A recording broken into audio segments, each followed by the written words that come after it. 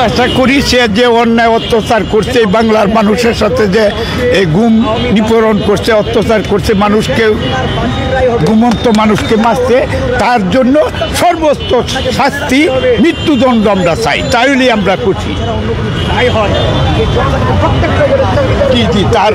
তার মৃত্যুদণ্ড রায়ের অপেক্ষা আমরা এখানে আছি।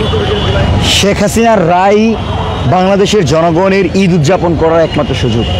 বাংলাদেশের জনগণ তো অপেক্ষায় আছে, খুনি বাকশালী আওয়ামী অপশক্তি গণহত্যাকারী শেখ হাসিনার ফাঁসির রায় হবে এবং দ্রুত ফাঁসি কার্যকর হলে এদেশ অপশক্তি মুক্ত হবে, ফ্যাসিবাদ মুক্ত হবে।